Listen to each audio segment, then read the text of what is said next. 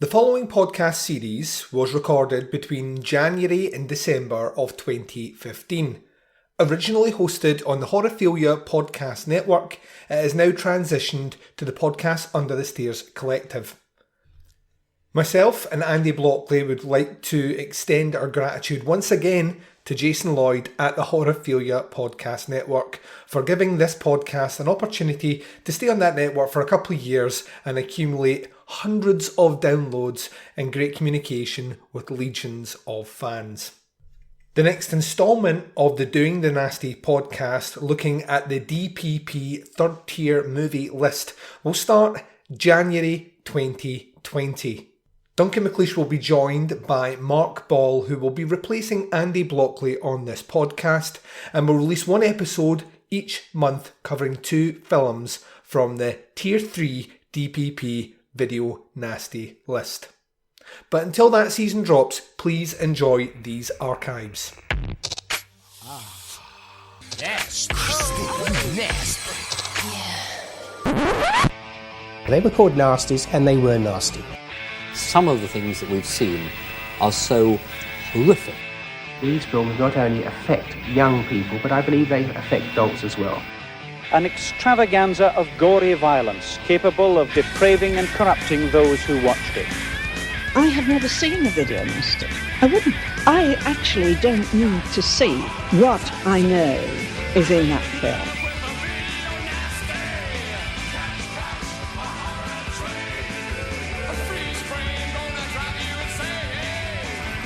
And welcome to Doing the Nasty podcast, episode number 3. I am one of your hosts, Duncan McLeish, from the Podcast Under the Stairs, and joining me as always, my co-host with the most, is Mr. Andy Blockley from the Big Horror and Little podcast. How you doing, sir? How you doing, mate? Yeah, I'm really good, thanks. Episode number 3. How did that happen? Yeah. How you been keeping? Yeah, I'm really good, thanks, actually, mate. Yeah, just counting down to my holiday. Oh, where are you going? Lanzarote. For our American listeners who won't know where that is, where is Lanzarote? You come out of England and you just go down. It's the same time zone. It's Spanish speaking. Warm weather. Tiny island. In the sort of 20s, 25 degrees, which for this time of year is pretty awesome because it's like 0 at the minute over here, isn't it, in Britain? So we had -5 this morning. Ooh. Which you would think actually sounds all that bad, but I was chatting to a friend of mine who used to do a podcast with me today. I'm Skyping with him, and he was telling me that the coldest they've had it in Toronto this year so far is -22. Holy shit. Do you reckon it gets to a point, though, where, like, unless there's wind chill, because obviously the wind makes a massive difference, but do you think there's much difference between, like, -5 and -20? So it gets fucking cold, it's just... You just stop feeling your face and... You end up looking like Jack Nicholson at the end of The Shining. Yeah, I've never experienced anything less than about -3, I don't think, so I'm not really sure. Oh, fuck, you're not living, dude. Up here, it's when it gets cold, it gets cold. I love it. I've got Viking blood in me. I'm descended from Vikings, so... Do you know what? I don't mind it being cold. It's the rain that pisses me off. Yeah. Cold I can handle. I just put a scarf on and some gloves, you know. It's not the end of the world, is it? Yeah, of course not. However... Andy, this is Doing the Nasty. It's not the weather report. True. And you're making us all jealous because you're going away on a nice sunny holiday. Aye. And some of us are left here to edit podcasts. True. Cheers for that. Not that I'm holding this over you. So I think what we were saying off here is that obviously during the shows we're going to tackle different things to do with what happened during the video nasties. And one of the things we touched on in the first episode was a peculiar case that kind of surfaced in the UK kind of after the main scare of the nasties, you know, like obviously the main kind of crux of the nasty scenario and the full-on list and all the rest happened primarily in the 80s. However, the effects continued on in the 90s, and we mentioned something specifically about Child's Play 3 and the Jamie Bulger case. I think, did you not say that you've been doing some digging and delving? Well, I looked on Wikipedia. Well, that's good enough. Yeah. Basically, right, I was actually going to come on and kind of tell people about this James Bulger thing. I'm going to touch on it, but to be honest, and I'm not genuinely not saying this to be like sensationalist. I didn't want to read it out on air. It's too much for what they did to that kid. A brief outline is, in 1993, two 10-year-old kids basically abducted a 2-year-old from a shopping centre. His mum was distracted, and they led him off. The kid was crying and everything, and people were confronting the two little kids, but they were so fucking devious. They just said, "Yeah, he's our little brother. We're taking him home and whatever." And then they they tried to push him in front of a car. That didn't work. And then they led him up to a train line, and they basically stripped him from the waist down, molested him, beat him to death, and left him on a train line, which is obviously fucking brutal. I mean, these were two 10-year-old kids.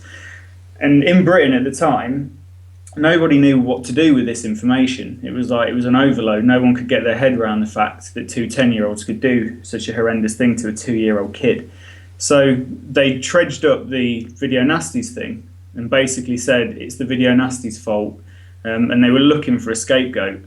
It was all in the news. The politicians, they just could not conceive how two 10-year-olds could do this, so they blamed the Video Nasties, and that kind of pulled it all back up again. Because the Video Nasties thing hadn't really been talked about for probably a good 7 or 8 years, I don't think. So they decided that it was Child's Play 3. Now, I know we talked about this in episode 1, that these two kids had watched, and decided that was the reason that they'd done that to this kid.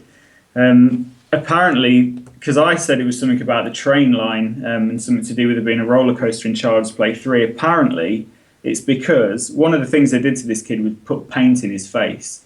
And in Child's Play 3, Chucky gets some blue paint splashed on him when they're doing the paintball game. Ah, fuck. That's the connection.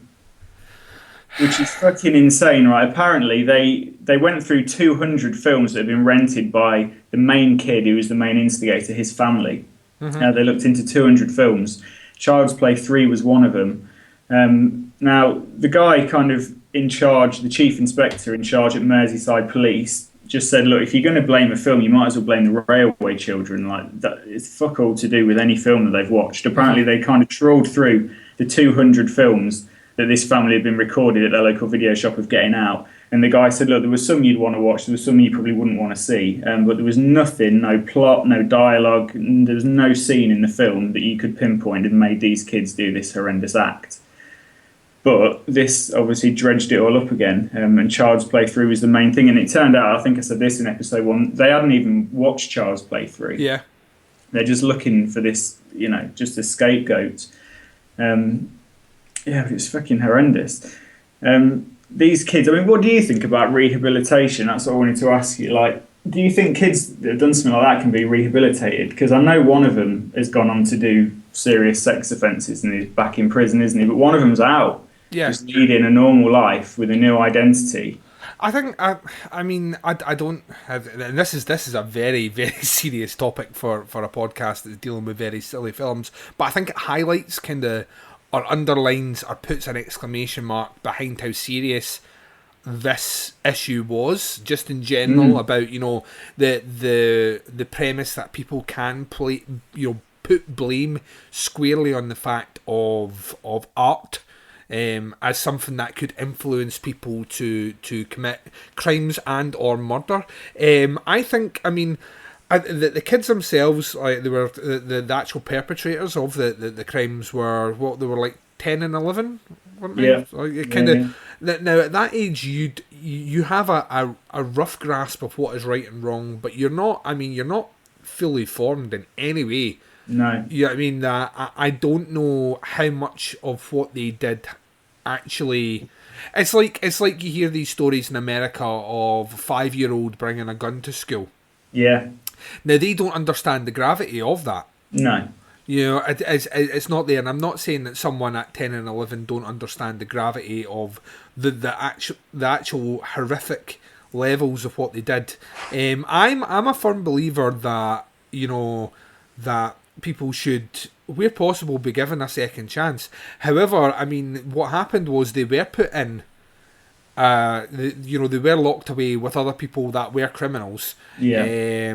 one of them's come out and, like you said, has went on to become a sex offender, which doesn't surprise me coming from a criminal system which basically crams, there'll be, it won't be all kids his age he went in with. There'll be older kids, and God knows what happened in there with him, and I wouldn't want to know it. And to be honest with you, the crimes that they committed, I don't feel sorry for him. That he was put in that situation anyway. I would like to think that everyone's capable of change. That's just a part of me that has a bit of compassion.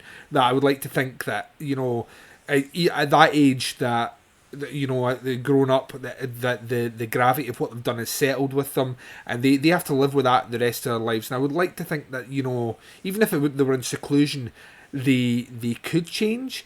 I just don't think... I don't think the justice system's set up in such a way to allow that. I've kind of always been a kind of firm believer that, and the British justice system, not that bad actually, overall. I think sometimes it can be a bit light on sentences, but not necessarily all that bad. I just think these situations are so extreme and so far removed from the norm that we don't have anything in place to deal with kids at 10 years old who have committed murder. Because there's just blame the film because there was no one could work out what to do because they baffled the country really. Yeah, I mean it shocked. I mean you've got to remember at this time this is back then these things didn't fucking happen in this country. Kids did not murder kids in the UK in the 90s. It just didn't fucking happen. So with such an extreme scenario breaks out, it doesn't surprise me that, you would look to... It was like the whole Columbine thing. Look at Columbine as an example. And, it must be Marilyn Manson because the kids listen to Marilyn Manson. I know, yeah. That's why they went and shot up a school. And it's like, that's not what... I've always said you can trace it all back to parenting.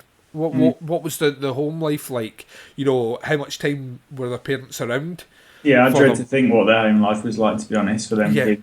Like, they're probably just a product of horrendous upbringing. I mean, that was one of the reasons that there's a great British film. It's a horrible British film, but a great British film called Eden Lake.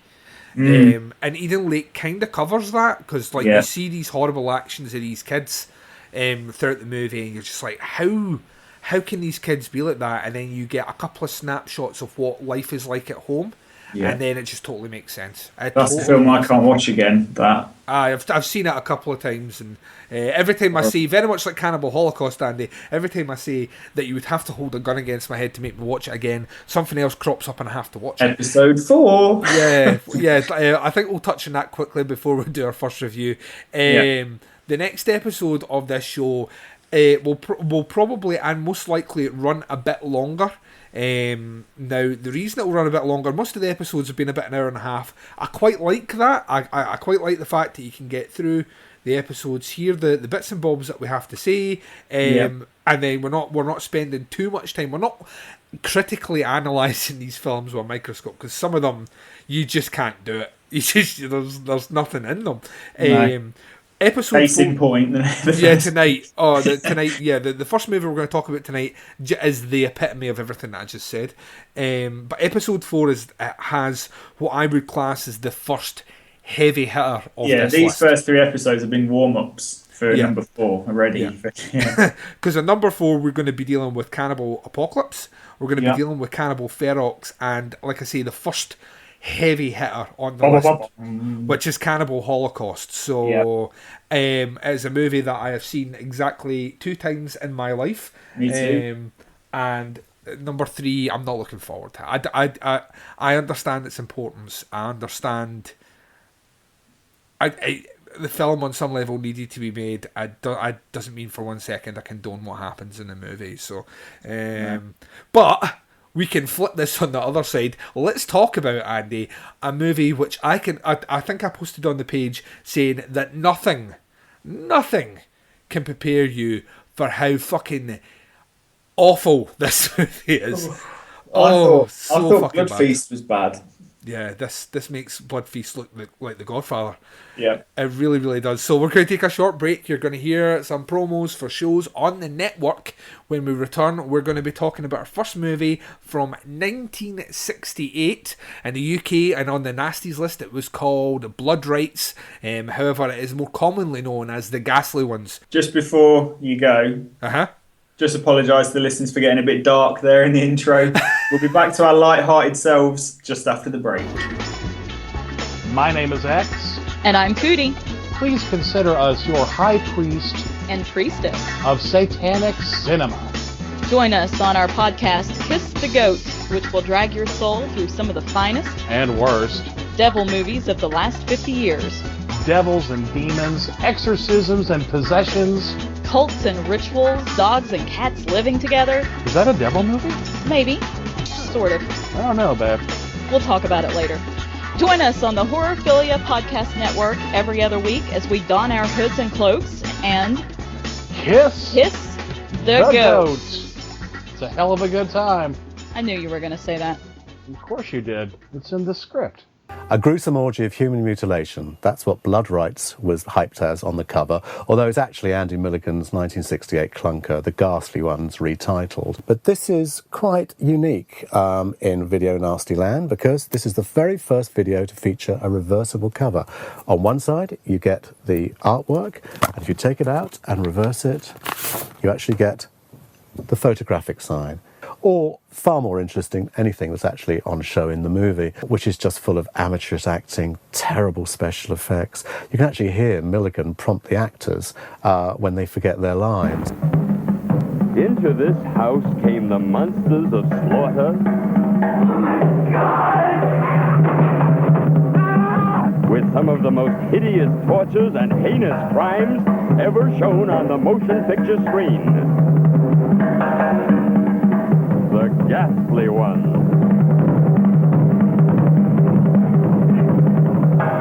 Rape.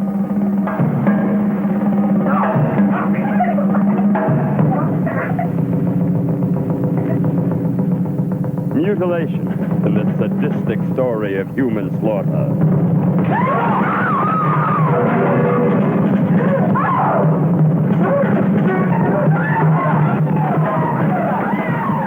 Meet Colin, the mad brother who loves to eat meat.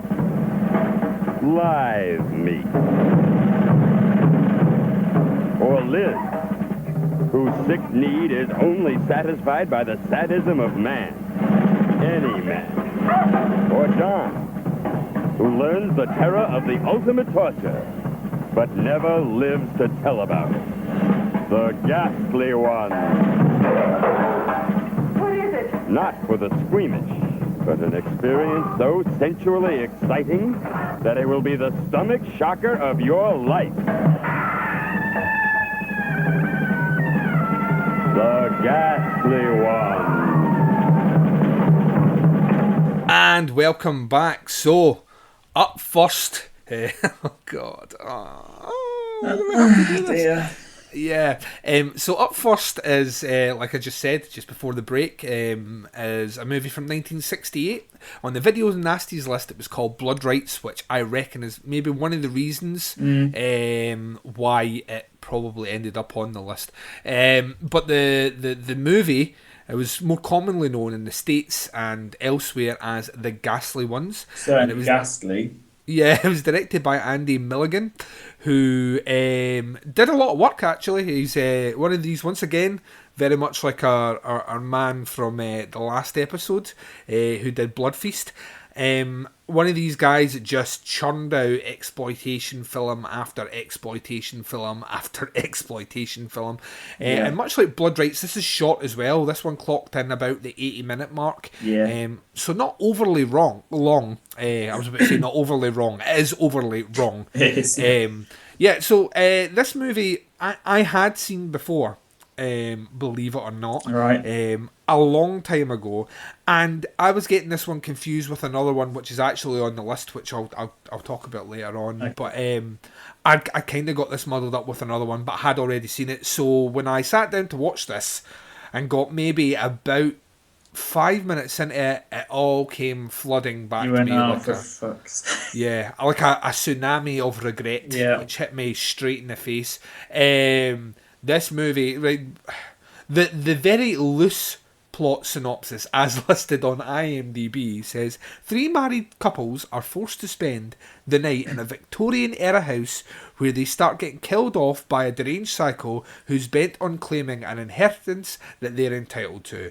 Which, I mean, on some level, kinda describes the movie, but it's kind of giving the movie quite a bit more credit than it actually deserves. Sounds good. It sounds alright. I mean, it seems like a whodunit, doesn't it? I mean, it seems almost like a Scooby-Doo mystery, and I'm kind of on part of me's like that. If that synopsis was read out to me, I'd be inclined to say, "Oh, that one, I'll add that to the list to check out." Yeah.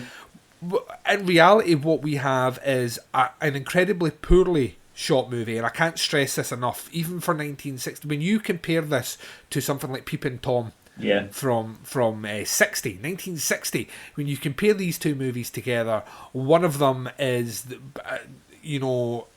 completely awful, and the other one is what can only be described as a cinematic masterpiece, and the Ghastly Ones is not the latter. It's shot horribly. The acting is terrible. The premise for the movie, because it's saying 3 married couples are forced to spend the night in a Victorian era house, which is true on some level, but because this is an exploitation movie, you find that what basically happened is the father has died. In his will, he basically says that he had 3 daughters, but his wife didn't like to put out with having or making babies, basically. So they weren't at like bunnies, and as a result, he wants the 3 married couples to stay in the house and shag loads, which they did. Which they do for 3 days, and at the end of that, they will be entitled to this inheritance, unless some of them decide they don't want to have sex, in which case the oldest daughter will be the one who inherits all the money, and she can split it however she wants beyond that point. And it's the kind of sexual taboo of a father basically saying, I want my 3 daughters to shag loads in my house after I'm dead. Who's keeping an eye on this anyway? Who's like monitoring whether they're shagging or not? Yeah, I don't know if there's like a used condom count at the end. He's used 3. Well done. It's just a fucking bizarre premise for a movie. And like not even just like something quite silly. It's kind of beyond silly. It just doesn't compute. I don't see any scenario where this thing would ever happen. I can only imagine that, and I haven't done much research on the director, out with the fact that I know, he obviously did quite a lot of kind of exploitation and grinding. I think this is his first film as well, isn't it?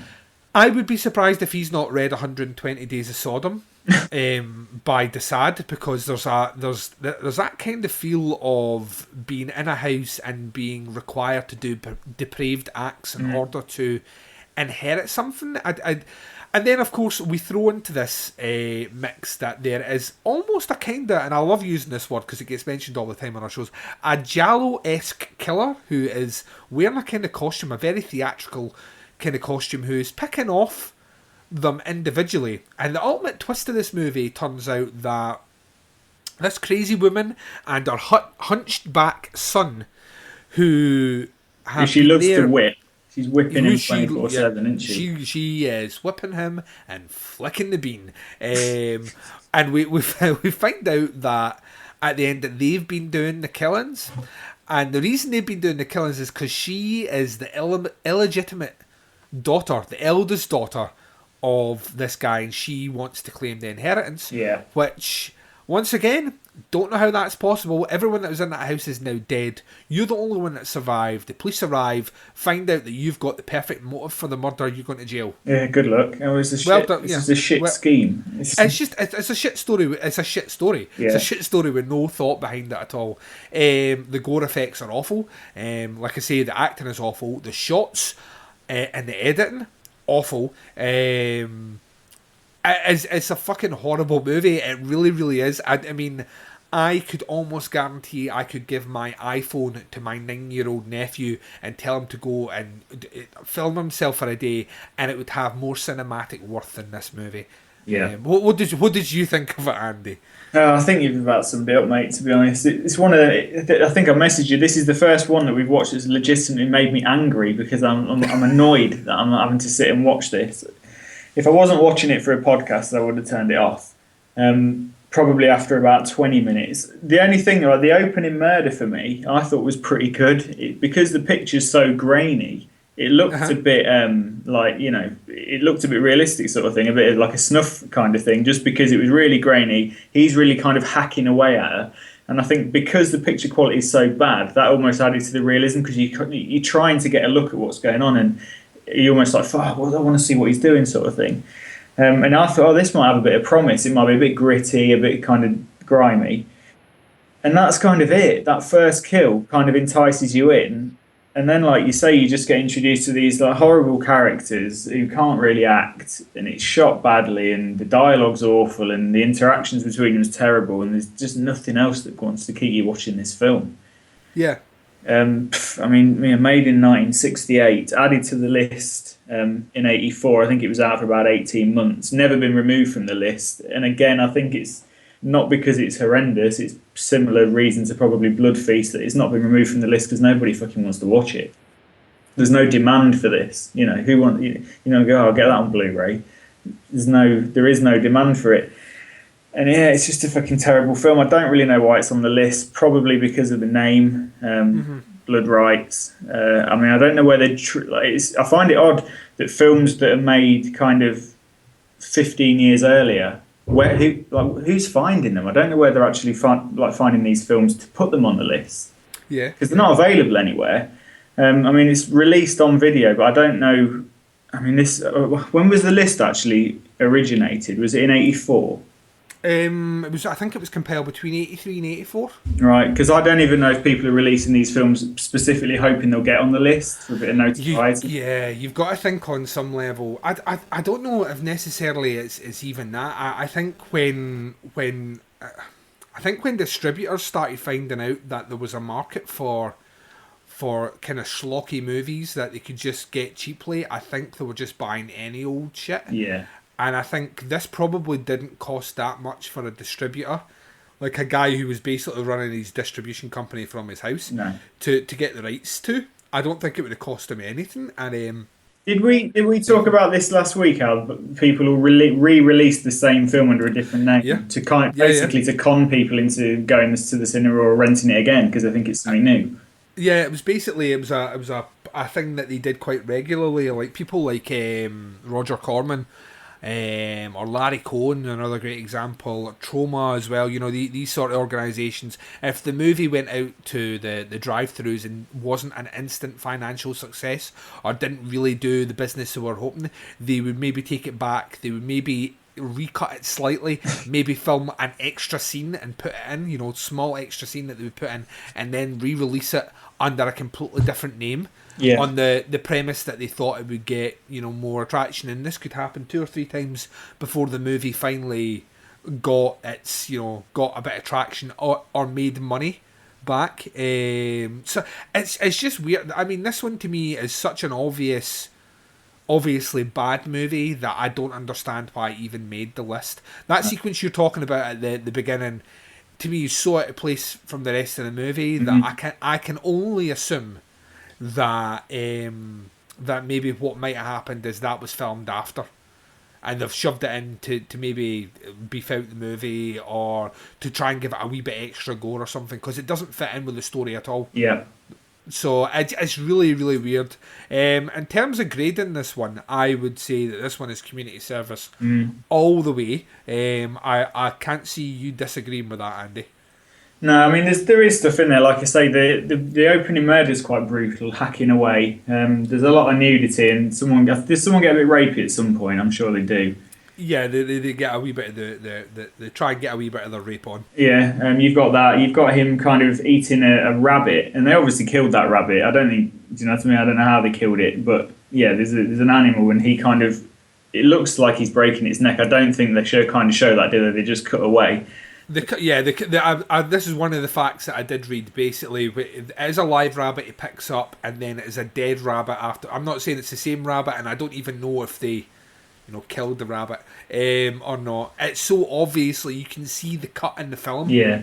Of so obviously 1 minute he's kind of in one position, and then like less than a second later he's in a completely different position with a dead rabbit. Which I'm led to believe the actor did bite into. It was a dead rabbit. Because that did look pretty realistic, actually. Yeah, I was wondering. Yeah. So a bit of community service, just because some of the content is, and like you say, it's just pure exploitation. It's just an excuse to show some sex and to show some gore. Uh-huh. That's it, isn't it? There's no real coherent plot. It's just a guy who's obviously got a bit of a thing, like you say, just churning out films just because he knows they're going to shock people. And in 1967, this probably would have shocked quite a few people. Probably. I'm kind of thinking, but I don't know, because by then the whole splatter thing that had started with Blood Feast was in full effect. True, actually, that was earlier, wasn't it? So yeah. Yeah. So I don't know how much. I don't know how much this is. I think this movie was probably made for the incredibly shoestringiest of budgets, and put out. And the guy was probably already working on his next project. I think this one was probably used as some sort of trial run for later releases. Well, here's a bit of trivia for you that you may or may not already know. In 1978, Andy Milligan remade this movie under Legacy of Blood. I did not know that, and part of me is quite tempted to check it out. It's almost like he knew he fucked up with this one, so he gave it another go 15 years later. I'm part of me wants to check it out just to see if he changed anything. Yeah, sorry, not 15, 11 years later. But yeah, I'd be keen just to see. If it's on YouTube, I might just kind of flick through it, just because I'd be interested. Did he rectify his mistake, or did he just churn out another piece of shit and call it something else? So yeah. Yeah, I think so. Its inclusion on the list, I see and no. What about yourself? No, it shouldn't be on there. We didn't put Blood Feast on. We can't put this one on. But yeah, it's weird, isn't it? It's unusual for a director to remake his own film.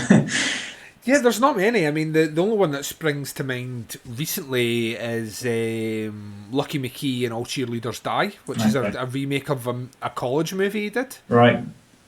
Directors tend not to do that. Do you remember the film Scum? Yes. There's two versions of that, Did not know that. It's I've got both of them. You get on the steel tin. I've got about £2 off Amazon. They shot the movie, and then they remade it for the BBC. But ironically, they remade it, and it was a lot more violent, a lot worse than the original one. And it's strange because Pongo, kind of the bully that he beats up to, he has to kick him in, and then he goes, right, I'm the daddy now of this wing. Do you remember the tall beats up in the toilet? Well, he's in the first version of the movie, but about 3 or 4 stone heavier.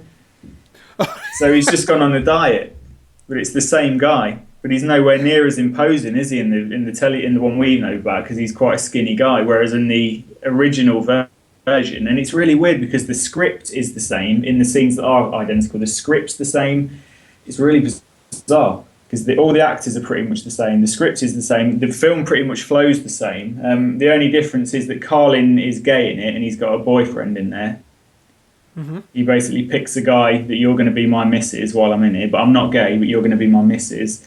There's that scene in, and then I think one of the suicides is not in there. I don't think the rape's in there. So yeah, it's weird. It's worth watching. It's the kind of thing you won't watch it again, because I think the version that everyone knows about is the better version of the film. The delivery of the lines is better, because it was a play, wasn't it?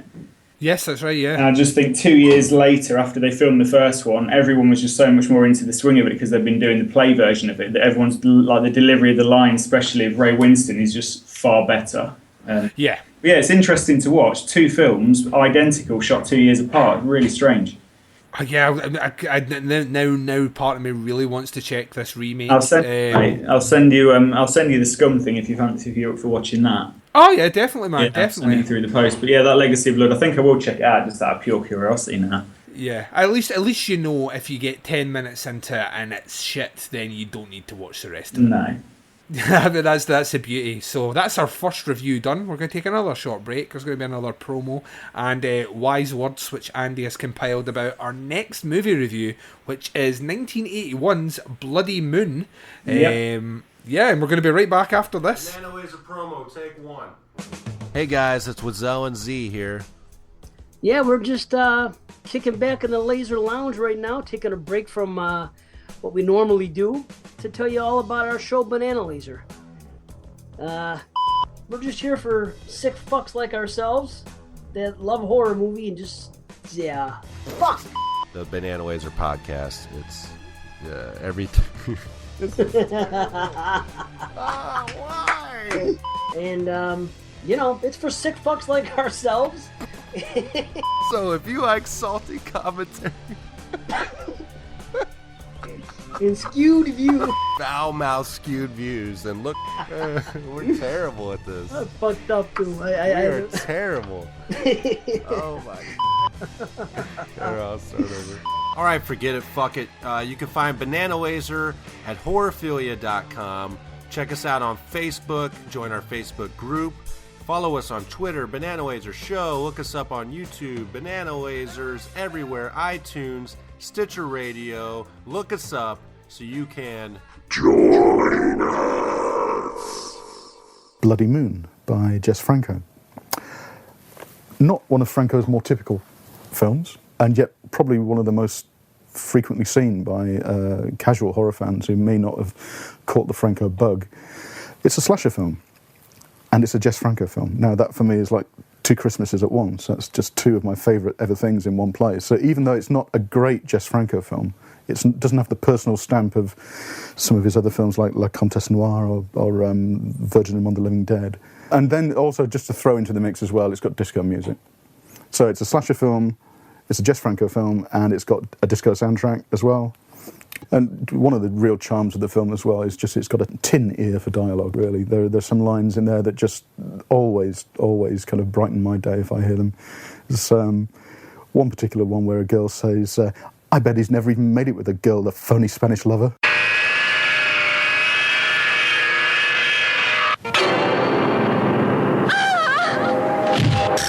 Your kiss is cold and icy as death. Your embrace deep as the night.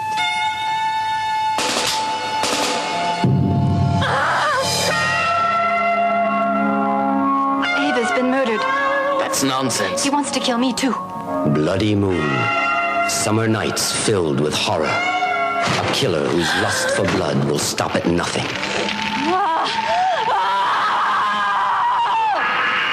Nights of blood. Nights of terror that will leave you breathless.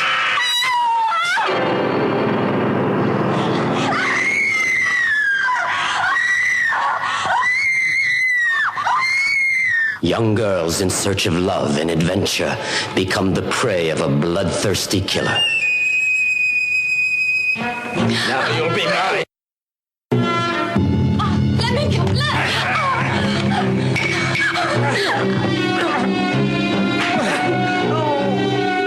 I'm dying to sleep with him. I can't wait till tonight. I wish you were here now.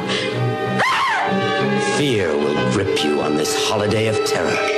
A dream vacation becomes a nightmare.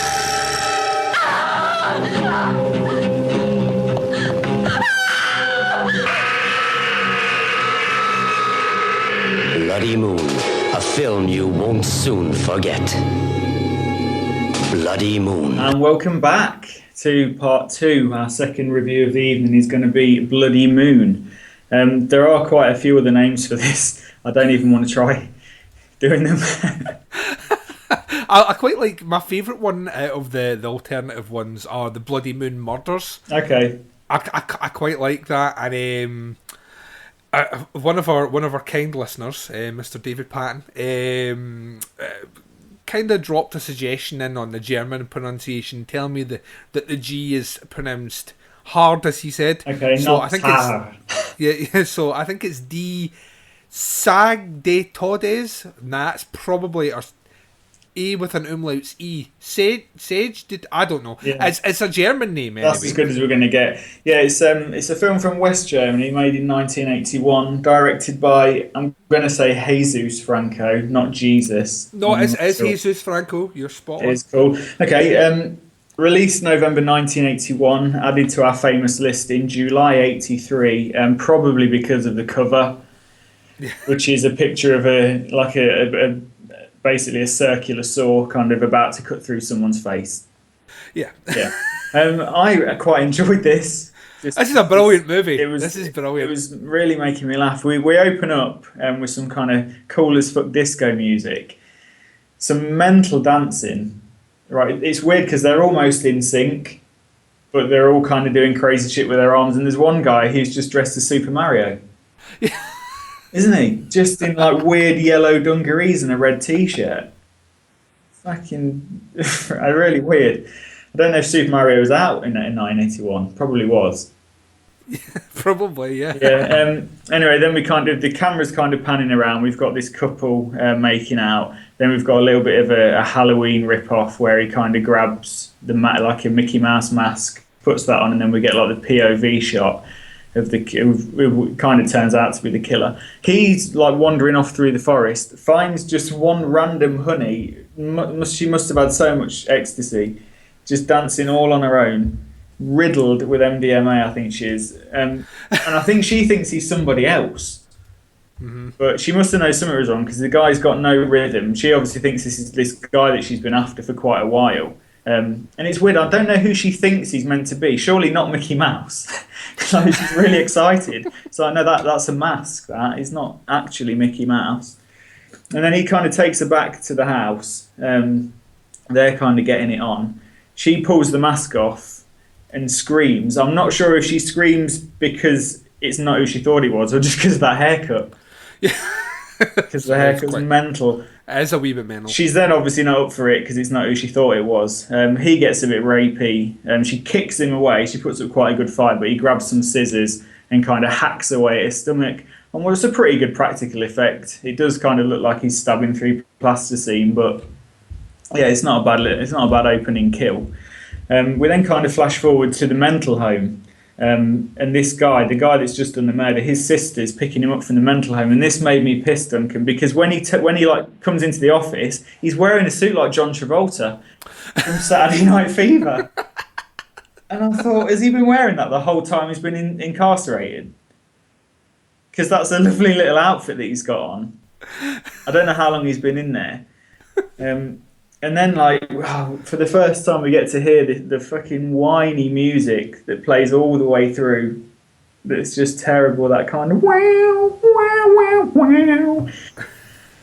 And then these two are on a train. Now, I'm not sure about you, Duncan. We were talking about being rehabilitated earlier. I'm not convinced he's been rehabilitated the way he's staring at that woman. Yeah. I mean, that's obvious psychotic stare. I mean, straight away, I'm like, you and Jack Nicholson in The Shining right at the start. There's something quite not right there. You're slightly unhinged, dead behind the eyes, like a shark, Andy. Yeah, exactly. Dead behind the eyes. John Travolta special and a suit and all. Then we meet like the poor man's James Caan, don't we? Only because of his hair, though. He looks a bit like him facially. It's mainly the hair. It's mainly the perm. And then we kind of get the family set up. I think the killer's called Miguel, isn't he? Yes. Miguel's sister, blatantly after the aunt's money, and the aunt knows it. But apparently the money's been left to the brother, hasn't it? Miguel. Mm-hmm. Anyway, she soon gets killed by someone. We then get an amazing tennis scene to rival the one in Pieces. Yeah. Well, we get like a helicopter shot of people playing tennis and then close-ups of people that have obviously never played tennis in their life, which is hilarious. We kind of get the group of girls then. It's like a school, isn't it? Like a language school. Yeah. And they're bitches, these girls. They're horrible. They're not nice at all. No, this is what I'll talk about when we talk about The Burning. It's really fucking easy to write arsehole characters, and it's really difficult to write people that are likeable. Yeah. And these just aren't that likeable at all. Miguel follows one of them home. And then the music that we hear all the way through, she's playing that on her record player. isn't she? Because it skips. It goes wow, wow, wow, and she's like, "Oh fucking hell, the record's skipping." And then, like, this is so bizarre because she goes to have a shower, and it's the same woman that he saw on the train who he's giving like the fucking psycho stare to. She's about to have a shower. She like wipes away the mist on the bathroom mirror, and he's standing in the reflection of her mirror. Mm-hmm. She freaks out, but then just forgets that he was even there. Yeah. So Weird. fucking bizarre. And then she just goes and buys something off the world's youngest door-to-door salesman. Some little kid just answers the door with like a wooden elephant. She goes, "Oh yeah, brilliant, I'll buy that off you." I thought, have you forgotten that there was a bloke standing in your fucking bathroom about 20 seconds ago? You've forgotten. Insane. And then, this makes me piss as well, we get introduced to the world's greatest lover, don't we? Oh, God, Who's yeah. basically the only guy in this whole place. And he goes, "Hey, why don't you try me out for a night?" And I thought, all right, mate, that's a bit forward. And then he says to her, he says to one of the other girls, he goes, do you speak Spanish? She goes, "Yeah, fluently." And she just runs off, like pretty much hello, goodbye, and thank you in Spanish. She goes, "Is that enough to convince you?" I thought, not really. That's just really basic vocabulary. Hello, goodbye. No, yeah. I thought, no, that's really not enough to convince me you're fluent. Just saying like 2 or 3 things. And then we kind of find out that Miguel and his sister are basically having it away with each other, aren't they? Mm-hmm. Pair of incestuous kind of weirdos. But it's funny, like there's a mass shortage. I don't know if it's meant to be like a female-only college, but that guy is literally the only penis for about 50 miles. Him and James Caan. There are so many women at this place. It's like no wonder he's the best lover there. He's the fucking only one. But then we do get a good knife through the nipple kill, which is pretty cool. Which is another reason I think the little clip that we played before is going to talk about that. How that's kind of why it's on the list. Apparently, there was a real problem with blood on boobs. Oh. Apparently, that was an issue. If blood was ever seen on boobies, that was a massive no-no, apparently. As a no-no. Let's be honest. I wouldn't be happy about seeing that right now, Andy. No, exactly. But, as far as the kill goes, it's pretty impressive. Knife through the back, comes out the nipple. It's pretty original. I've never seen that before in anything. And then she witnessed, like, this is kind of our survivor girl, witnesses this kill, but no one believes her, and it's really annoyed me. I'm sure it's annoying for her, but it's really annoying for us as the viewers that everyone's just kind of going, "Oh, you probably just imagined it, you probably just dreamt it." It's like, no, I've just seen someone murdered, and no one fucking believes her, and it's like really annoying. And then we get like a really funny scene of like another girl pretending to be shagged by the world's best lover, and she's just bouncing up on the bed doing the noises to try and impress her mates, and then she just gets rumbled. And they're like staring at her through the window while she's just bouncing down on the bed going, oh yeah. And then she just gets really livid and goes, "How can you look and just laugh at me?" I thought, well, what are we supposed to do? Like, you've just been rumbled, like, properly there, love. And then we're kind of moving on to the stonecutter saw kill, which is pretty awesome. There's a reason that this is on the front cover of the movie. It's, even by 81 standards, this is pretty cool.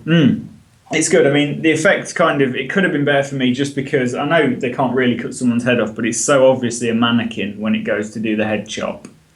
Yeah. But it's still a pretty cool effect. I'm kind of skipping forward anyway. We then find out that James Caan guy is the killer.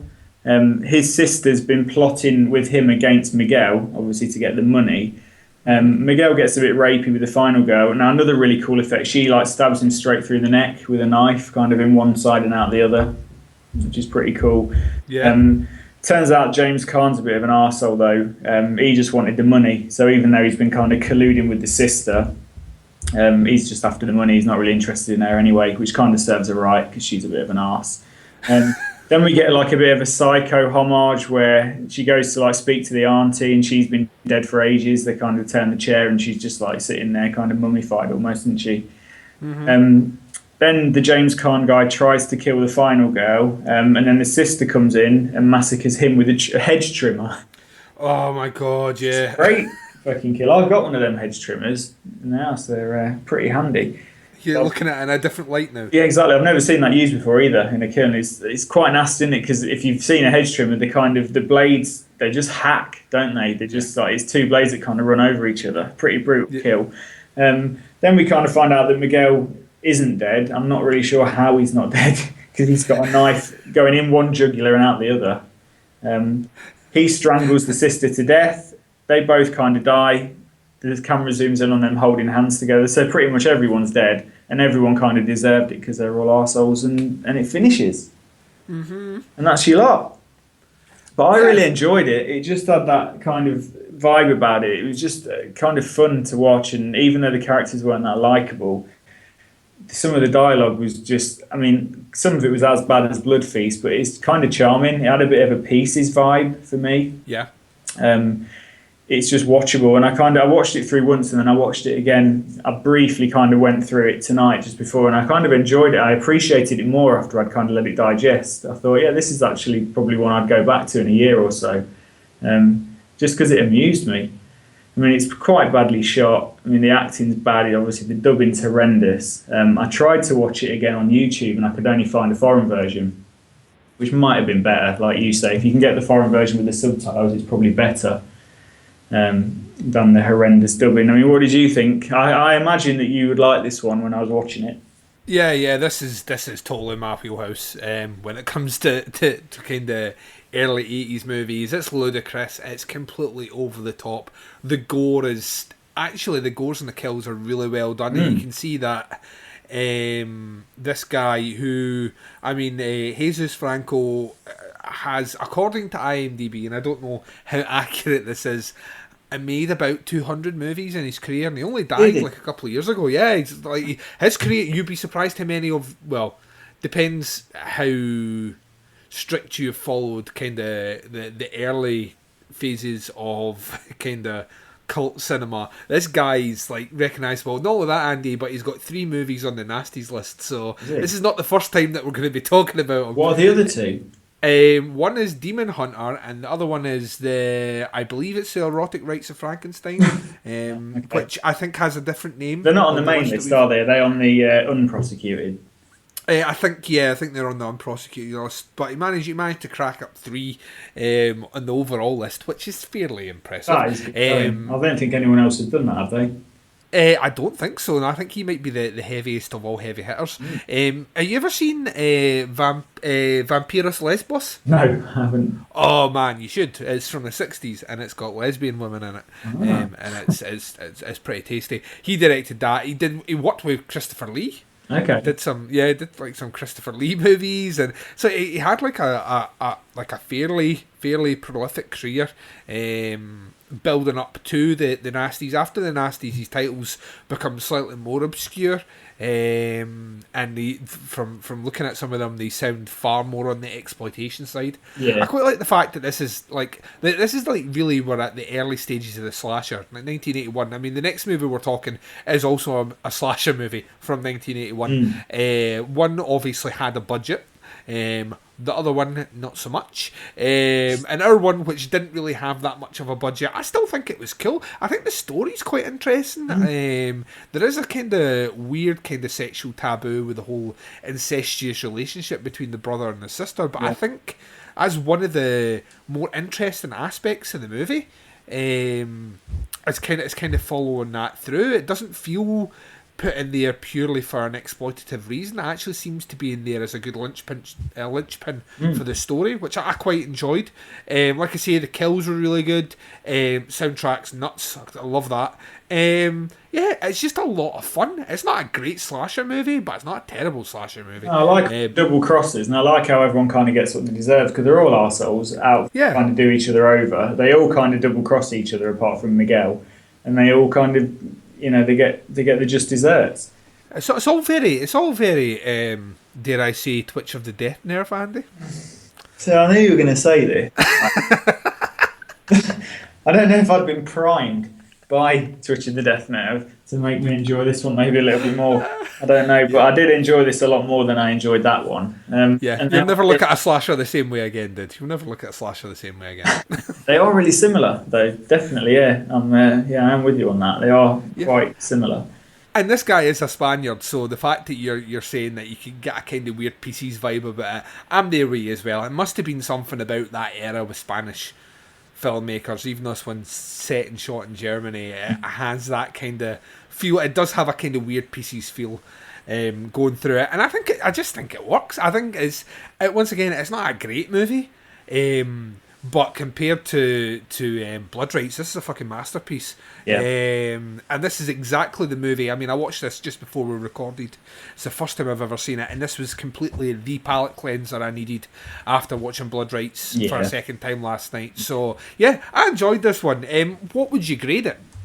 It's difficult because obviously I gave Bay of Blood last week just a slap on the wrist. Yes, you did. So if I give this one community service, you're going to go, why are you doing that? Yeah, I will, because there's more graphic kills in Bay of Blood than there are in this. You think? Yeah. I think you need. I said last week, don't ever watch that movie again. I really think you need to go and watch that movie again. I think what you need to do, Andy, is buy the Arrow Blu-ray. Oh, don't. Should we just quickly tell the listeners about the golden ticket? I genuinely thought I was going to win. I think we'll save that for our closing. We'll save that for our closing. This story is epic because wait to hear what I did, Andy. Anyway, so yeah. I mean, to me, this one is a slap on the wrists. I'm kind of more siding with you on this one in that there isn't really anything graphically sexual in the movie, which would kind of tip it into the realms of where a lot of the Nasties went there. And even the kills, albeit gory, I don't think they're on a level which would elevate it. It kind of just misses community service for me, and lands safely on slap on the wrists. Yeah. Cool. And it shouldn't be on the list, I don't think, because it's just a really kind of basic slasher movie. Yeah, There's once nothing, again, too horrendous on there, is there? Yeah, if Bloodbath didn't make the Nasties list for me last week, this one certainly doesn't make the list. No. So we're going to take another break. When we return, we're going to be talking about one of the more prolific names on the list. Like you were saying before, that chances are the ones that you have already seen are probably the more well-known ones. Yeah. And this one is certainly well-known. If you're a fan of 80s cinema, if you're a fan of slashers, then chances are you have seen The Burning, which will be quite interesting when we come back, because... I want to hear what you have to say about this movie, Andy. Cool. And we're going to be right back after these promos and some more wise words about the movie. Right. Hello, have you ever heard of MSK 3000? Yeah, well, we ain't them. But we are movie fans who like to drink and talk shit about our favorite movies. So join me, your host Nudie, along with my co-host Jake the Snake, and special guest stars as we dissect our favorite, or maybe not so favorite movies, on the NFW podcast. Otherwise known as No Fucking Way. You can catch us on Horrorphilia and also at NFW_podcast on Twitter or NFWpodcast@yahoo.com.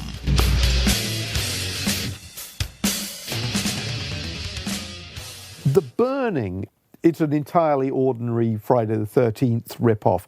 It was unusually for a video nasty released by fairly respectable people. Thorn EMI Video, Handmade Films, George Harrison's company who made The Life of Brian and Long Good Friday and stuff like that. It was the first film venture for the Weinstein brothers, who later created Miramax. Tom Savini worked on it. It's got some interesting people in it. Holly Hunter is in it for about 2 seconds. It's out in a fully uncut version on DVD now, if you actually want to see the film. If you want to own the precious, hallowed artifact, that'll cost you a bit more. This summer, if you're planning to go camping, don't. If you're looking forward to midnight swims, don't. Let's sneak on back to the campsite. Get some matches. Build us a hot fire. Don't be long. And if you're thinking about being with someone where no one can see you, don't. Because this summer, A Legend of Terror isn't just a campfire story anymore. They say he smashed his way through the bunk room door, just a mass of flames. Burned alive, cried out, I will return! I will have my revenge! Lives on whatever he can catch. Right now, he's out there, watching, waiting. Who's there? What happened one summer 5 years ago is about to happen again, and again, and again.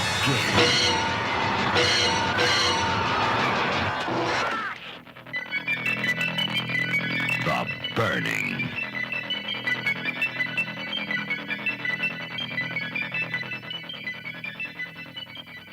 And welcome back. So it's time for our final movie review of the show. This one also from 1981, and it's also a slasher. This movie is called The Burning. It was directed by Tony Maylam.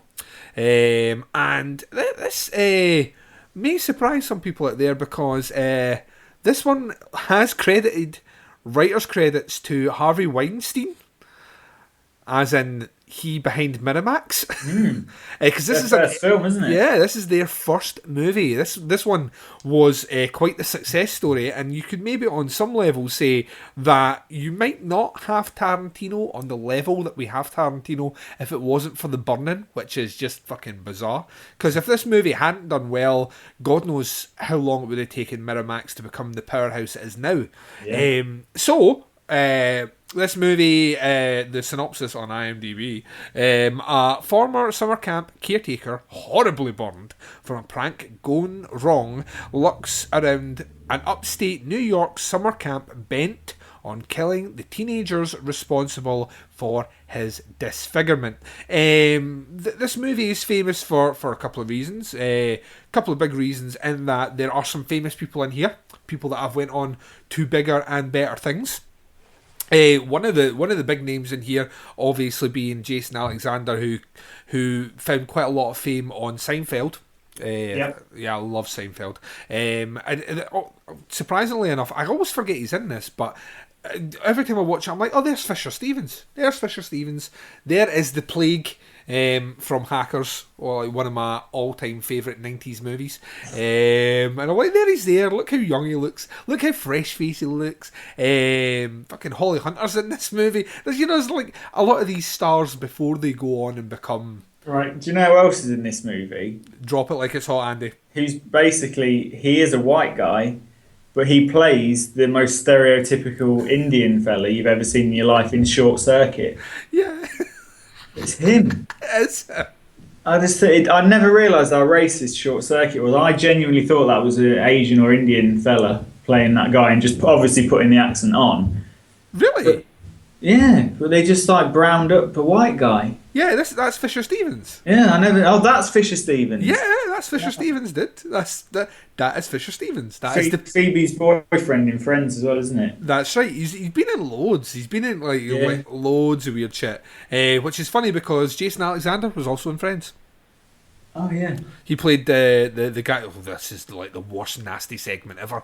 He played the guy who was selling toner, and Phoebe had to talk him into killing himself. Anyway, to gain back some horror credibility on this show, without talking about Friends, this movie also famously is the movie that Tom Savini did, turning down the chance to do the practical effects on Friday 13th Part 2. So he got offered that one, he read the script for The Burn-In, didn't want to be fully tied into doing that series of movies. He picked this one as an opportunity to go and try some other things. I own the Scream Factory Blu-ray for this, and sorry dude, and you'll be able, I'm sure that someone will have put the special features up on YouTube. These things always happen. And there's a really good documentary with Savini talking you through this, and he kind of looks at this movie in two respects. He likes quite a lot of the practical effects he did it. In fact, most of what you see of the killer is Savini. Because the guy they got in to do, the guy that they got in, Cropsey, the actor couldn't hold the pair of garden scissors the way that he wanted. Right. So he just went rogue after a while and just shot all those sequences himself with him holding them. And that's the iconic image you see on the poster. That's how he wanted the actor to hold the scissors, and he wouldn't do it.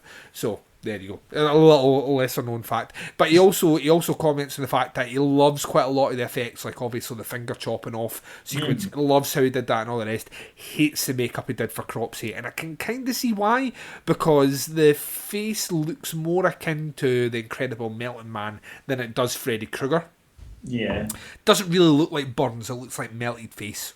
It kind of looks like a melted welly boot. So basically what we have in this one is a group of obnoxious fucking teenagers at a camp play a prank on a caretaker who is a drunk. He's a drunk and apparently a bit of a meanie. And during the prank, they knock over his lamp, which is one of these old-fashioned oil lamps, which basically sets the cabin on fire. In seconds. Yeah, in seconds. Well, yeah, it's wooden, Andy. In seconds. True. It was wooden and clearly covered in alcohol. And petrol for it to go that way.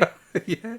And Cropsey runs a really cool running flame effect in this movie. It's great. You don't see that anymore. Yeah, you don't. It's just because it's too risky. They won't do it now. They CGI it and it'll look horrible. But a really cool running flame effect.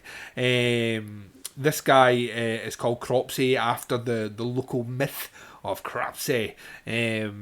Out in the kind of the Staten Island. Is it the same as that? Is it okay? Well, it's loosely based on it. The name is loosely based on the urban legend of Cropsey. Very, very loosely. I think they just took the name because it was a name people could identify with. And then what you get is we get a new group of teenagers. Not the same teenagers, is it?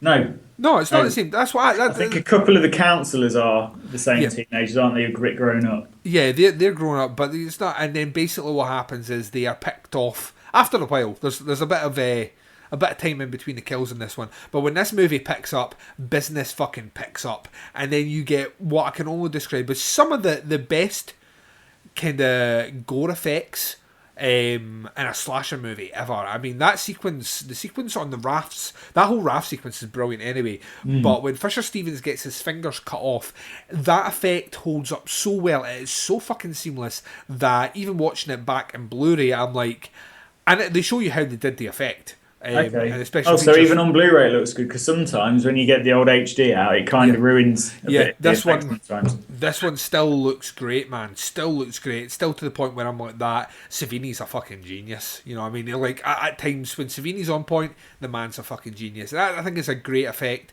And then basically we build through to what would be a very, by today's standards, is a very cliched sort of ending. It goes exactly the way you expect it to end. Yeah.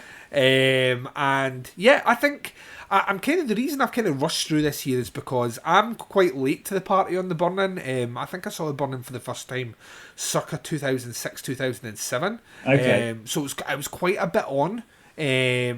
You, however, on the previous show said that this is a movie that you saw in your kind of more informed years when you were a bit younger. So, I mean, say to me one thing. Did this movie scare you when you saw it? It didn't scare me because I think I was about probably 15. Right. So 14, so you were kind of past that stage then. I was just loving Friday the 13th, and this harks back to the day when you had to pick what films. You know, there was, like, I think we've said this before. There was no internet. There was no way of kind of knowing apart from word of mouth. There wasn't really even any photos on the back of the box. You just kind of went on the front cover, and I blind bought this based on the front cover, probably with my paper round money. And just really enjoyed it. It was really what I was kind of looking for at the time. So I have got kind of a bit of a soft spot for this, just because there's quite a bit of nostalgia behind it as well. And for me, it does what I want it to do. It's got a good, strong opening, and then we get kind of like sort of the mythos around the character, where, you know, it kind of flashes forward like so many months later, and then he's in the hospital.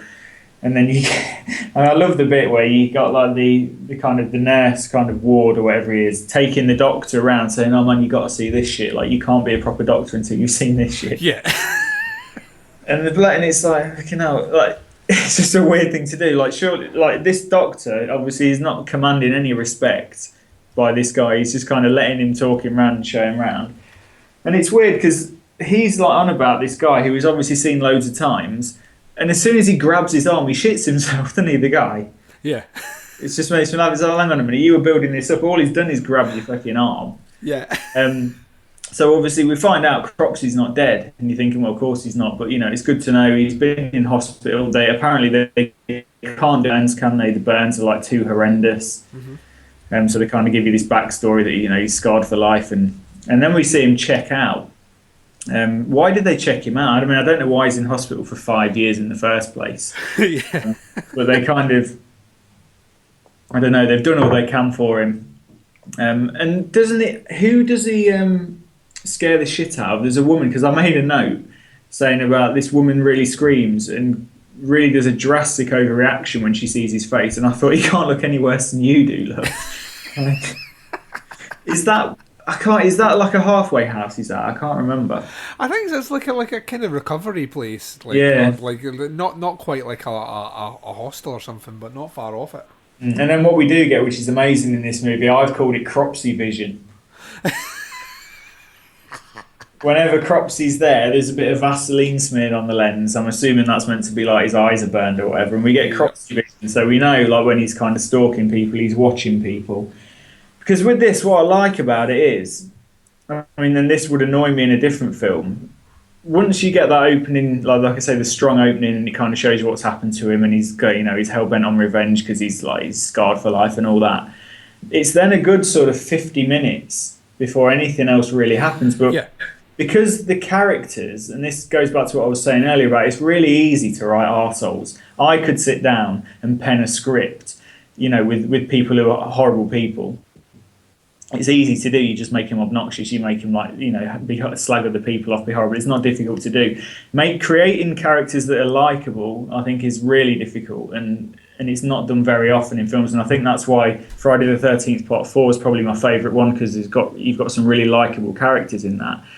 And I think these characters are likable people. Like you say, the guy from Seinfeld, Fisher Stevens, they're not bad kids at all. Like, I can imagine kind of being mates with them myself. Like even the bully who's been an arsehole to kind of the weird starey guy, when he pulls an attractive woman, he's a big softie as well. He's just really insecure. Do you know what I mean? And the reason that he's bullying people and he's a bit of a dick, he's just because he's totally insecure. And he's funny. He thinks he's Rocky, doesn't he? Yeah. Oh God, yeah.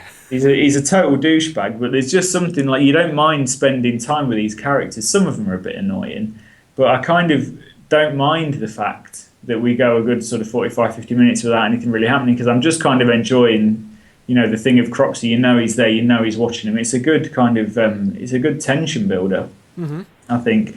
Because on the first murder, you've got this guy who basically uses the James Bond method of seduction, where instead of just trying to talk to a girl and make her relax and comfortable in your presence, he just forces himself on her, and when she says no, he just forces himself on her some more.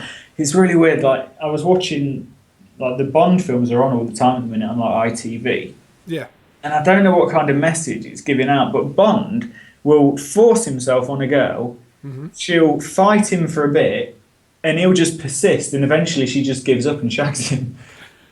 Yep. I just think, fucking hell, that's a really bad message, because these films are shown at 4:30 in the afternoon. Yeah. And that guy, he just was doing the full-on Bond method instruction. I'm going to force myself on you, and I'm just going to keep doing that until you eventually give up, which is kind of what happens. Anyway, she gets murdered, doesn't she? Or does he get murdered? I think he gets murdered, does he not? Yeah, and then that kind of sets off the chain of events then, and then we get a good few murders kind of in rapid succession. And like you say, culminating really with this whole raft scene. And it takes them so long, doesn't it, to paddle up to the boat. Yeah. Where Cropsy is. And I think it's a great bit of tension there, because you know something terrible was going to happen. I mean, Rachel thought it was just going to be a body in the boat. Obviously, I knew differently. But I think just the fact that it takes so long for them to paddle up to that boat, you think, something big's coming. And then jumps out, doesn't he? Does the old, like you say, the chopping scene, and that was cut out of the original cut. It was basically the raft scene was what was missing. Yes, that's right. They did that, but that's where the BBFC were like, no. Yeah, so we lose, and I'm not sure if the version I had, because I think the version I had said it was uncut, but I don't think it was. So I think I watched it thinking, oh yeah, brilliant, and then I think about 10 years later, I realised there was a different version. That extra gore, and obviously you have to watch it, don't you? You think, I've got to see. Oh, by that point, yeah, you need to find it. As soon as you find that something's been cut from a film, you're like, I need to see what's been cut. You feel cheated. You almost think, God, I have to see. My life won't be complete until I've seen the extra, and it's only 9 seconds. Yeah. And I think the guy on the clip from the censorship documentary says, if you're only going to cut 9 seconds from a movie, why fucking bother?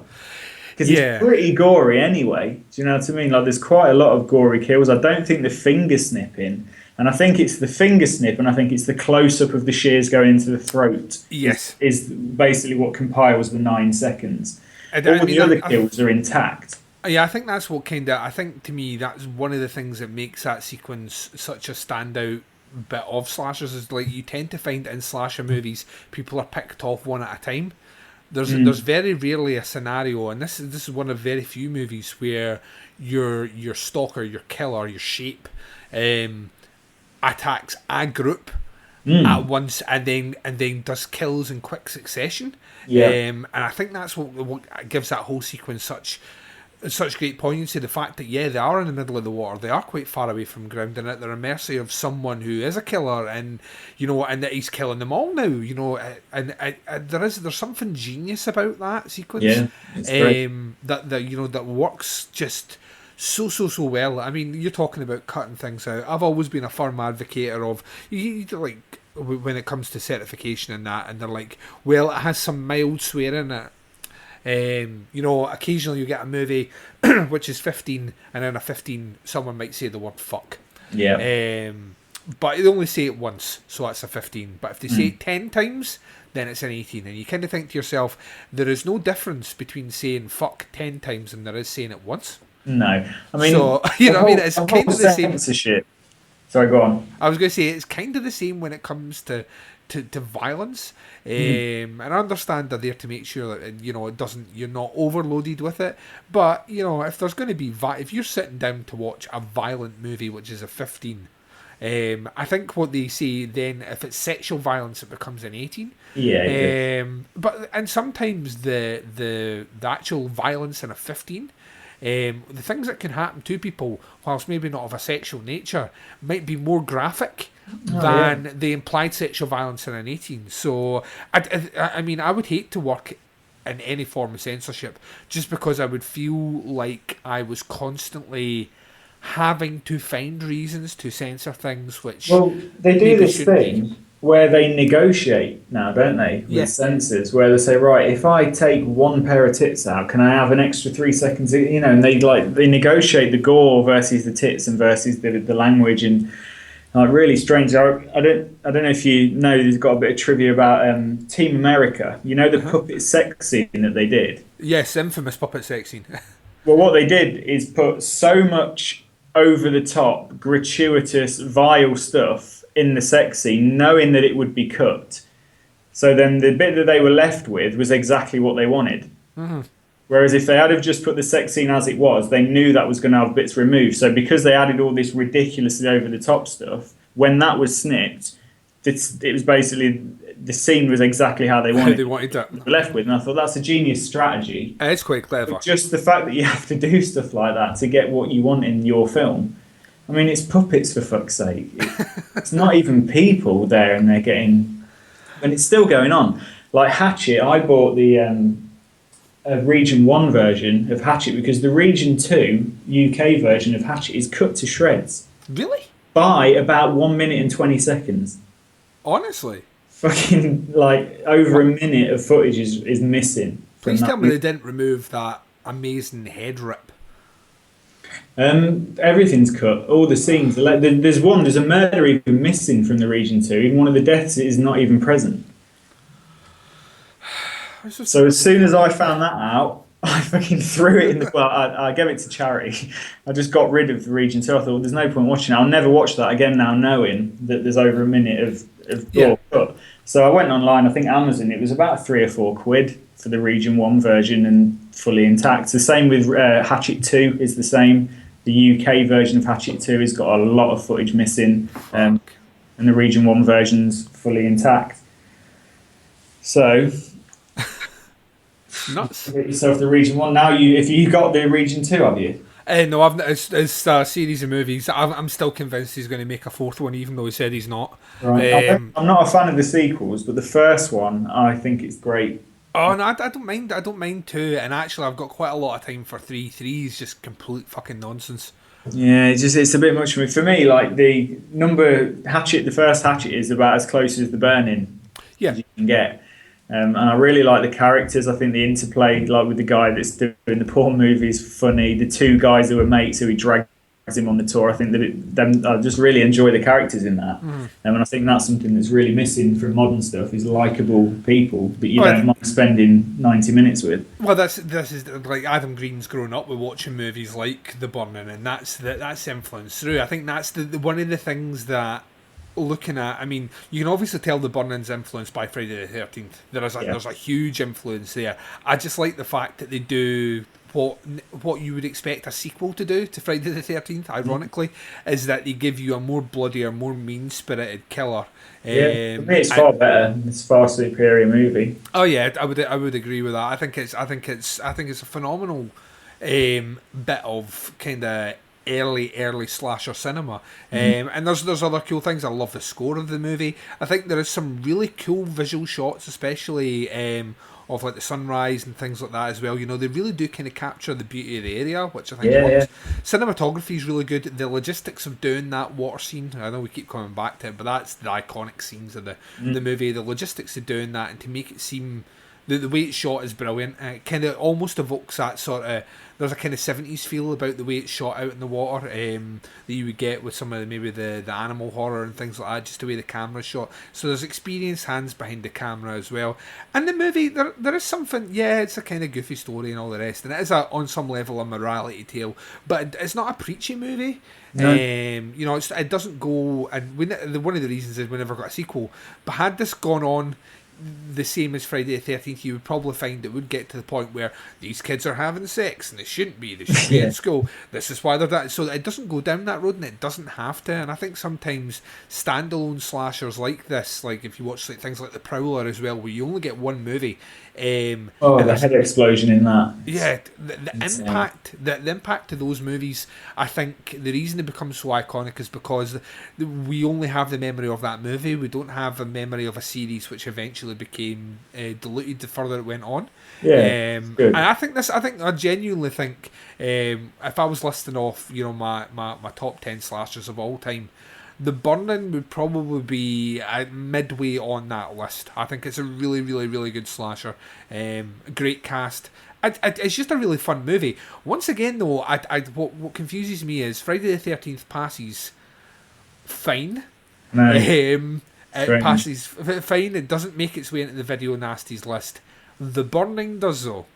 And that's a wee bit confusing to me, because I mean, Friday 2, Savini wasn't there. There's a lot less gore in Friday 2 than there is in, you know, in The Burning or even Friday 1.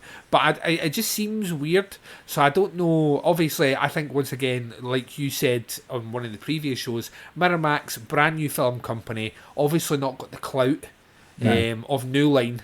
Who put out, you know, it would have been Paramount that put out Friday the 13th, so it doesn't have the same clout, so that movie unfortunately becomes a casualty of the list, and unfairly, I think. I mean, if I was grading The Burning, I would say straight away, to me it's still a slap on the wrists. I don't necessarily think it's in the same territory as Bloody Moon. I don't think there's anything in here, there's no extreme sexual violence or anything like that to really elevate it. It's more just the gore effects that this movie was put on the list for, and even them, they're bad, but they're not terrible, not completely horrific, and obviously done on dummies. No one was accusing this movie of being a snuff movie.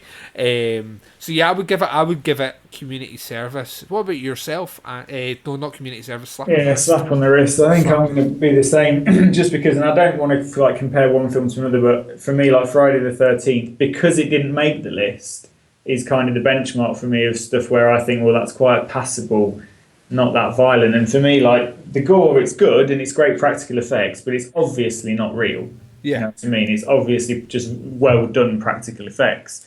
And in my mind, like there's probably only going to be a couple that actually get the hard time verdict. And for me, like you just said, to get community service, it's got to be something a little bit more edgy, a little bit darker, some sexual violence, something that's a bit kind of nasty, gives you the shudders. And this doesn't. It's just kind of a good fun revenge killer slasher thing from the 80s, and no, it shouldn't be on the list, and it's just a slap on the wrist for me. Yeah. Definitely not on the list from my point of view as well. So that's another 3 off the list. Just quickly, I supposedly had the uncut version that I watched, but I always remember the death of Cropsey being a lot more gory. Like when he gets impaled with the axe. Yes. And I remember his face like pissing blood for a good couple of seconds.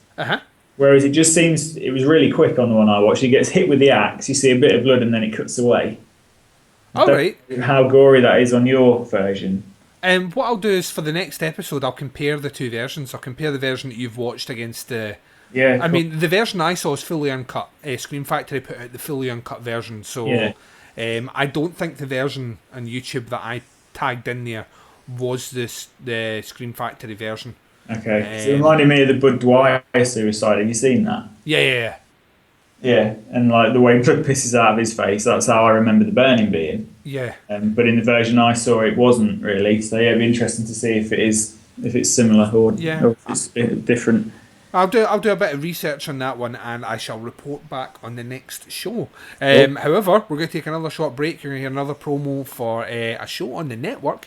When we return, myself and Andy will be closing out the show right after this. Well, Gary, here we are. Somehow we made it through here. What? Where? We're in the sequel, of course. Sequel? What sequel? Well, Sloppy Seconds, the movie sequel podcast. Come on, get with it.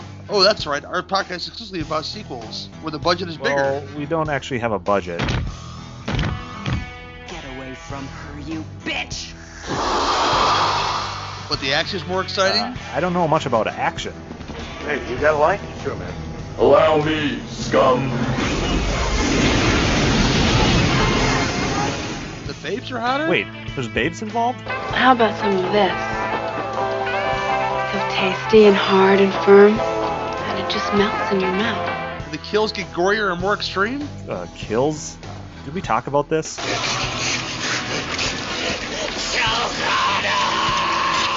Never mind. So find Sloppy Seconds, the movie sequel podcast, exclusively on the Horrorphilia Network. Because when all other podcasts are through, we're already thinking about part 2. And welcome back. So you've been listening to Doing the Nasty podcast, episode number 3. The movie reviews on the show were Blood Rites from 1968, Bloody Moon from 1981, and The Burning from 1981. So Andy, that's another 3 off the list. Yep, 3 down. And a big heavy hitter, like we said earlier, coming up next week. Yeah, the next episode, it's got Cannibal Holocaust in it. It's not going to be a cheery, chirpy conversation. It's going to be a lot of me and Andy trying to get our head around the fact of what we have seen in that movie again and why we went back to it again. Yeah. I would love to say that after this next viewing of it, I'll never see that movie again, but I've you realised... What, sorry? Do you own it at all? Yeah, I've got the Shameless edition of it. So, and I don't think the Shameless edition is fully uncut, but Right. I do have a copy of the fully uncut version, and a more kind of bootleg version. So, it'll be an interest. I mean, that whole show, it's 3 movies that are, of those 3 movies, I've seen all 3. Yeah, so I've got Apocalypse. We'll give that away next. Yeah, you were saying, so that one will be a special gift, a special prize for someone, and me and Andy will bash heads together and see if we can come up with a suitable question and or activity for you to accomplish to win said prize. Now, you were just hinting on, just before we go, right, so obviously if you're in the UK, if you're in America, Scream Factory is the place to go. You've got Vinegar Syndrome and Twilight Time and all that over there, and Blue Moon and stuff like that. Over here, we have Arrow. Arrow is our company. There's other ones coming up, but Arrow Films and in specific their subdivision Arrow Video is where it's at. And both myself and Mr. Blockley would we say, collectors? I think I've got a problem. Yeah, I think I do as well, and it gets worse every time they say they're having a sale. Yeah. And then I buy things that I know I don't want, and then they lie there for... I'm currently in the process of trying to go through all my Arrow video Blu-rays that I haven't watched that I own, and I own a lot that I've never watched. So, yeah, because I buy them, like I would tend to buy 2 or 3 at one point. And but even if the film's crap, the special features are brilliant. Yeah, I think that's the thing about these things. They make them collector's editions, and that is one of my big gripes with the Scream Factory releases. Is that the special features are pretty cool, the prints are awesome, the cover art's brilliant, but when you buy something from Arrow, you get a booklet inside, and there tends to be a lot of writing, a lot more kind of. It feels like a bigger affair than it does when you buy from Scream Factory, which has no booklet. It's just sometimes you get posters as well. Yeah, specifically in the older ones. I think the last one they did with a poster was Maniac Cop. They've not done one with posters since, and I keep meaning to. I'm trying to nail down an interview with the guys from Arrow for my show, and I maybe ask. I get the feeling it's probably budgetary. It's probably a cost reason that they don't do it much. Yeah, I mean, I've bought a couple used, like really hard to get ones, and they were missing. Oh no, man! Fucking annoying. So like, whoever had it's just like had the poster out of it and then sold it on, which is a bit annoying. Yeah, I haven't bought it from the seller. I bought it from like someone that's bought it from a seller, so I couldn't really have any comeback either. It's not like I could complain. Say, give me my poster. Give me my fucking poster. If it's on your wall, take it down, fold it up, and send it to me. And the thing is, they have quite a lot of fun. As a company, they're quite quirky, and obviously they've just launched into America. They're hiring, at the minute. They are. Unfortunately, I can't do video editing. I'd be there in a second. I can't do it. I would love to be able to say I could, but I can't. But yeah, they're a fun company. But one of the things they did was they released 6 Steelbook limited edition Blu-rays as part of their 5-year anniversary of previously released Arrow Blu-rays. So you could get Phenomena, Tenebrae, Bloody Sunday, I think was one. Blood and Black Lace, maybe. Maniac Cop. Maniac Cop was the main. The reason we mentioned Maniac Cop is because both myself and Andy have the collector's edition of Maniac Cop. Yeah. We both own it. And we're quite happy with it, yes. It's great. Actually, do you know what? It's not actually got that many special features on, but it really doesn't. The film's still worth having. It's a great film, fucking amazing. So we both own that. They posted on their Facebook page when they were releasing the steelbooks, these 6 special steelbooks, that one of them would contain a golden ticket, and if you found this golden ticket in one of their random titles, that the winner would get the entire back catalogue of Arrow films, I believe. I don't think it was just Arrow Video. I think it was Arrow films. Really? For the entire 2014, while stocks were available. So, for example, it was the entire back catalogue and 2014. Was it? It was everything they've ever released. Right, except the ones that were out of print. So, for example, you wouldn't get Dawn of the Dead because that's out of print. Yeah, so but literally every release they've ever released up until December 2014 was what you were going to get as the prize. Which is like the best prize ever. And no one had claimed it. And that competition had ran for about 6 months and no one had claimed it. So they posted on their Facebook page actual pictures of when it went into the box, and it's in a Maniac Cop Steelbook Blu-ray, and me and Andy obviously both own the other version of it, and so we made a pact. We were both going to buy the Steelbook Blu-ray, and if one or the other got it, we would help each other out with titles that we didn't have. Yeah, because we're like that. So we both like a couple of insane, mad, compulsive purchasers went out there and bought one each. And did you win? Nope, I didn't win, and I have a small confession to make on the show, Andy. I didn't just buy one, I bought 2. Did you? Yeah. And I didn't win in either. But you know what though? A lot of people buy steelbooks and leave them in their cellophane. Yeah. So that could very well be sitting on someone's shelf and will never get claimed. Yeah, there was a lot of people posting because it's specifically a collector's edition. It's limited edition. It's collectors. Some people just don't open them, so there's a chance that it may never be found. And Andy, I've resolved in myself that even if I sold both my copies on, which I'm not doing, I am not buying another one. I've got my one on eBay for about £7, and if I sell it, I will just get another one. I'm not going to buy another one until I've sold the first one, but if I do sell it, then I will buy another, and hopefully I'll when I was singing the Golden Ticket song to myself for about 3 days, that's worth £8 just for the excitement it generated. I genuinely thought I was going to win. I thought, I've got this. I've got this. I kind of thought so as well. The fact that, like I say, there was 2 on its way, I genuinely thought I had it in the bag, but no. Yeah. Nah. So unfortunately, we're closing out this podcast on a sad, depressing note that both myself and Andy have problems. We acknowledge we have problems. There is no support group for our problems. And I imagine if you've been listening to this podcast, you're probably a collector of Blu-rays as well. And if you are, I know that your postman was really annoyed at you. My postman probably delivers like sometimes 4 or 5 Blu-rays in one delivery on occasion, and he must just get really pissed off because like sometimes if it's like a double, he bangs on my door so fucking hard at like 7 o'clock Saturday morning just to wake me up, and I'm sure it's just because he's annoyed.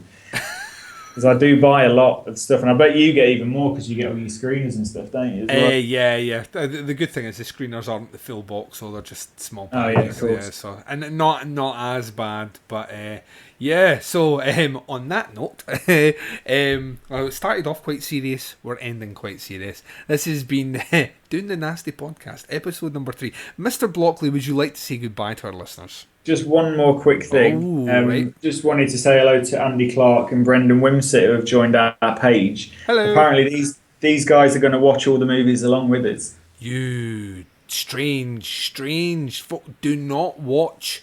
Don't do it not to yourselves. Watch Blood Rites is an awful fucking movie. Yeah. Don't watch it. Even if curiosity is piqued, don't do it. We're telling you, there is no fun to be enjoyed from watching that movie. I mean, I was worried that I was being too negative on the page because I was going, oh, for fuck's sake, like this movie's shit. But I thought we've kind of done it justice tonight because there's 2 films that we kind of enjoyed. Mm-hmm.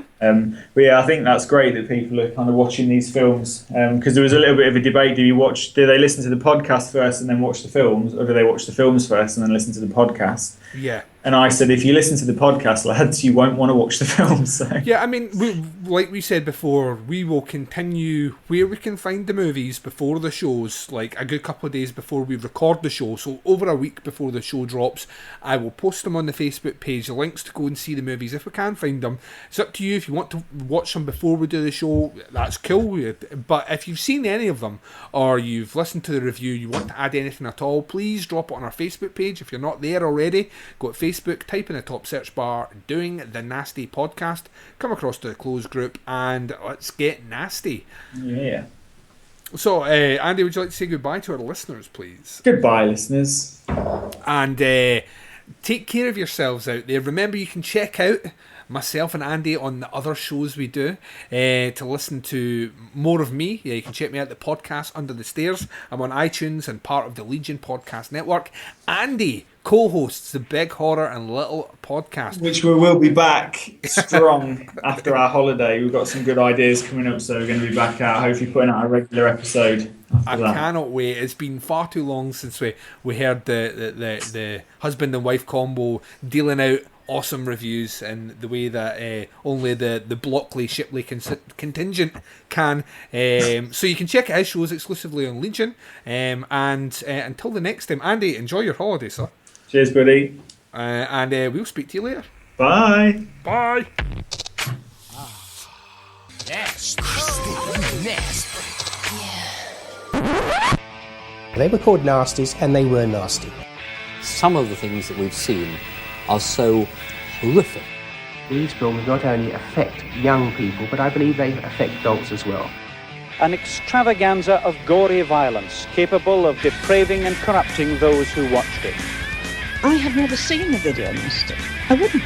I actually don't need to see what I know is in that film.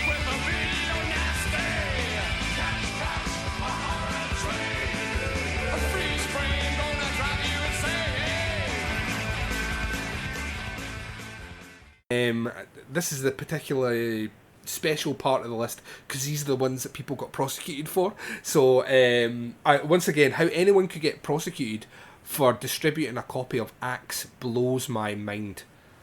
You know what I mean? Literally facing jail time. I mean, this is no joke. I think we need to kind of just reinforce to our kind of American listeners that obviously wouldn't have known about this in the 80s. People were literally being sent to prison, and it was normal guys, say literally the guy around the corner that owns the local shop that sells all your just like a convenience store, who had a little row of videos.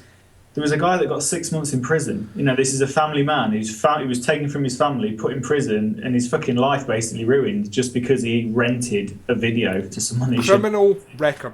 Permanent criminal record. And that's never coming off your record. It's going to be there for the rest of your life. And yeah, I mean, it is insane, especially for something like Axe, because when you watch it, it's not even, it doesn't even come close to being, you know, a frightening or grotesque or, you know, like disturbing. It's none of those things. Yeah.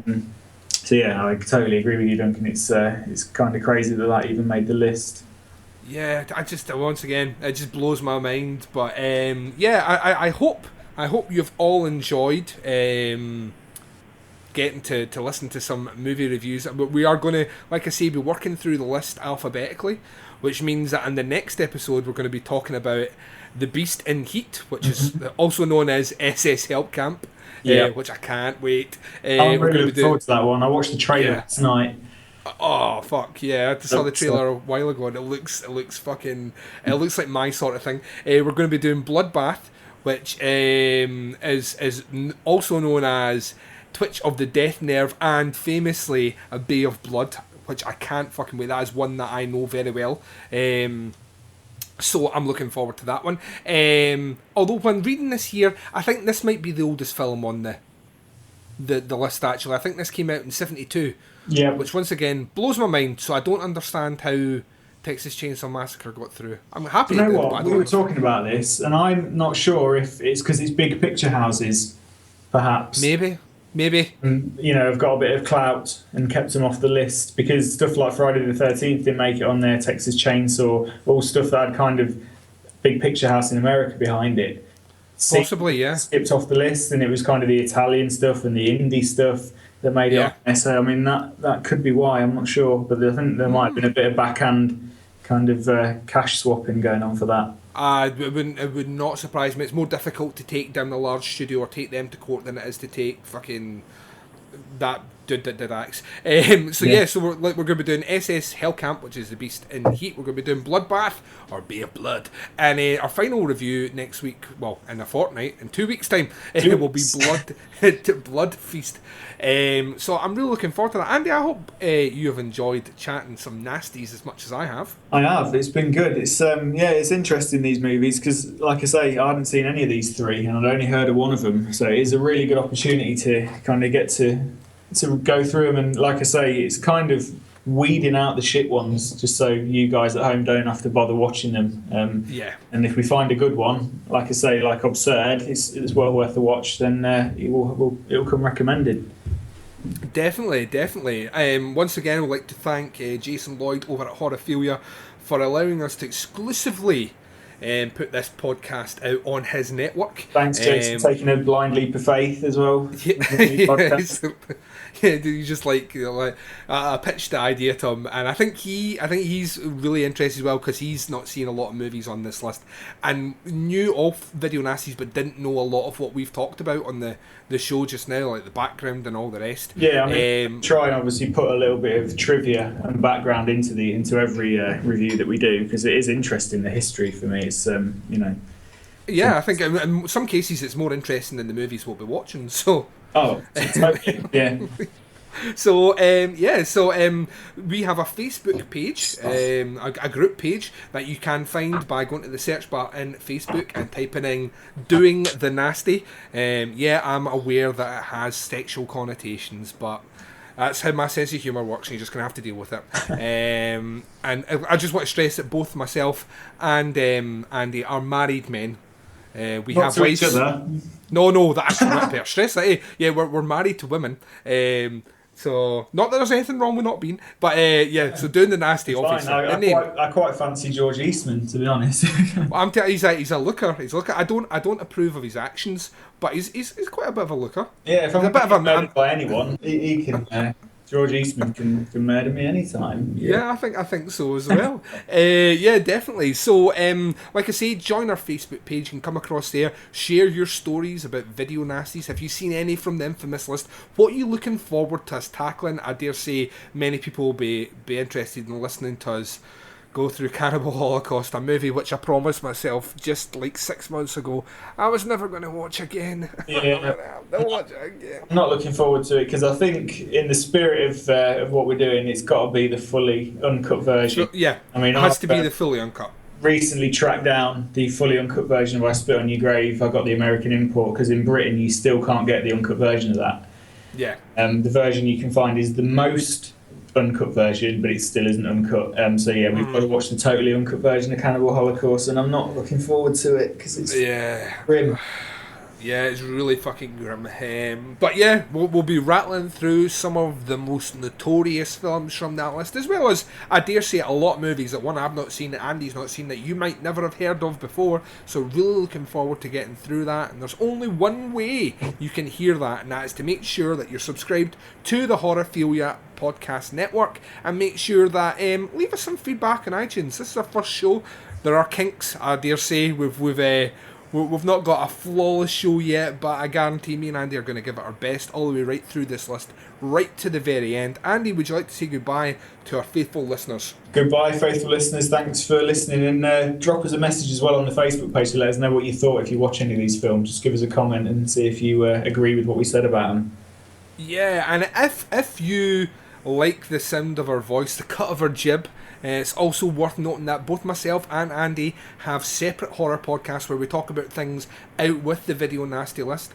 Andy's is Big Horror and Little Podcast. They are also on Facebook. They have a group page. Join his group page, and you can listen to them exclusively through Legion Podcast Network. Myself, I host the podcast Under the Stairs. We're on Facebook as well, and you can also listen to us through Legion Podcast Network, or check us out on iTunes. So, I mean, if you're finishing up just now thinking, those guys sounded delightful, I want to get to know them a bit more, I want to listen to more of their banter, we've got other stuff out there, more content, go forth and consume. Until the next time, this is Duncan McLeish from Toon and Nasty, and my co-host Andy Blockley, and we're saying bye, everyone. Goodbye. Nasty. They were called Nasties, and they were nasty. Some of the things that we've seen are so horrific. These films not only affect young people, but I believe they affect adults as well. An extravaganza of gory violence capable of depraving and corrupting those who watched it. I have never seen the video, Nasty. I wouldn't. I actually don't need to see what I know is in that film.